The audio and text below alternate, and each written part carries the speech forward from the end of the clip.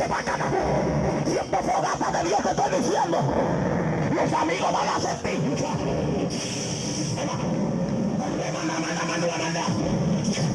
Siento fogata de Dios aquí. Siento la fogata sobre mi cabeza. Aquí hay gloria. Aquí hay poder de Dios. Y ellos se van a dar cuenta. Agárrenle la culebra que está en los cuerpos. Reprendemos a María Dios. Mano. El demonio que pide sangre en esta calle, en esta noche, lo acarreamos en el nombre de Jesús. Es que la sangre de Cristo, la sangre de Cristo cubre este lugar. Ahí está, repascando.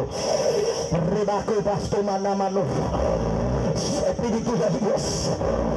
Espíritu Santo, te pido en esta hora, Dios mío, voy a predicar tu palabra, pero yo te pido que los amigos sean impactados de ella y puedan entender que tú la estás llamando y puedan entender que ella necesita ser libre, y por el poder de la palabra, todo lo que está en los cuerpos, mientras yo predico, Espíritu Santo, la manifestación, te pido señal, Tayana, te pido que salga de eso, lo que no cae, lo que no es de ti, en el nombre de Jesús.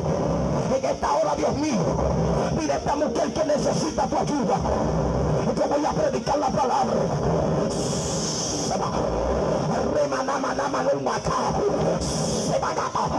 En el nombre poderoso de Jesús, yo te voy a pedir, Dios, que tú trates con ella mientras yo predico. Espíritu Santo, que todo lo que esté en su cuerpo, todo lo que no vi, se vaca, todo lo que no proviene de ti, en el nombre de Jesús, que caiga por tierra.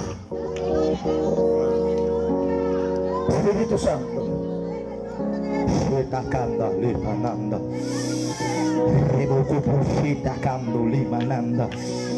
voy a predicar una palabra.